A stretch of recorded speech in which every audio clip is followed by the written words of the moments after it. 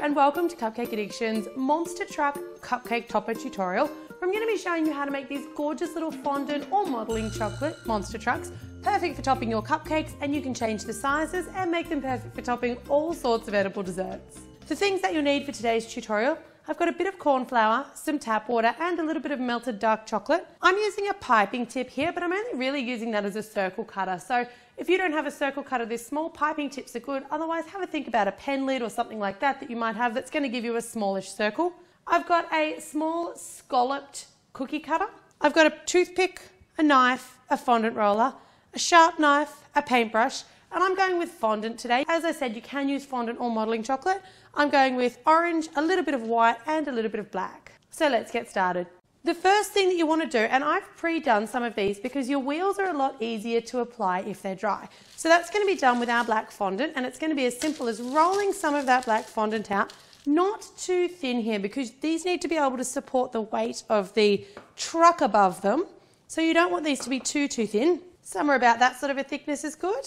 And then you're just going to take your cookie cutter and just cut out 4 wheels for each of your trucks. Perfect. Sit those off to the side to dry. Now we want to make the body of our truck. So I'm just using about a golf ball sized piece of fondant, and I'm going to roll it out so that it's a little bit more of like I guess an eggy shape or an ovally shape. Now I'm just going to cut this freehand with a knife. So what you're looking for is your basic shape to begin with is quite a fat rectangle. Pretty square all the way around, but long like a rectangle. So I'm just going to cut off the sides and the front and the back. And then I'm going to take that and I'm just going to smack it down on the bench a couple of times, just so that I end up with a really nice kind of a squarish edge on the top and also on the sides and the bottom.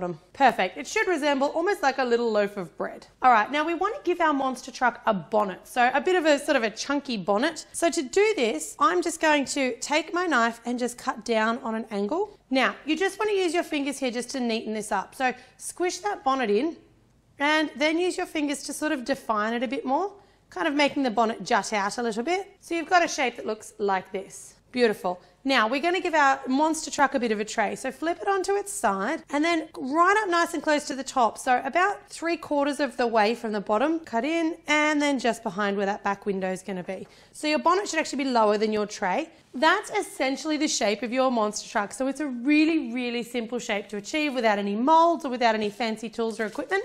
So now you just want to take your white and we're just going to roll that out really, really nice and thin. The thinner you can get your white, the better this is going to look. All right, now with that white, just cut a little strip, not too thick here. We're going to use this just to make our little bit of window detailing. So I just want to position that window on and just see roughly how I've gone for size. And you're just going to use a tiny little bit of water on the back of that paintbrush just to paint the back of your fondant to give it a bit of stick. Position that on the front of your monster truck. Now you want 2 sort of little triangle side windows. So I'm just going to use the same width of that strip there and just cut 2 pieces kind of like that. So they've got one flat edge and one kind of slightly angled edge. A tiny bit of water on the back and stick it down. Try to get it roughly in line with that front window if you can. And we'll repeat that on the other side. There's your monster truck body. Now you want to grab your orange again and we're just going to roll that out. Once again, really, really nice and thin. Now I'm just going to cut out 4 of my little circles and they're just going to be to make our wheels. Whenever you use a piping tip to cut, they're often not the neatest edges on the cut that you get. So you might want to just run your finger around them just to neaten them up a little bit. And then we're going to take our toothpick and we're going to stab it right into the center of each of those, pushing it all the way down so you get a nice defined hole. A little bit of water on the back and that's going to make our like a little hubcap that goes in the center of our wheels. Beautiful. Now, as I mentioned, these are easier to stick on when they have set, and you're going to get more support in your monster truck if you wait for those wheels to set. So I'm using the set ones here, and this is probably the trickiest part, is getting all of those wheels on.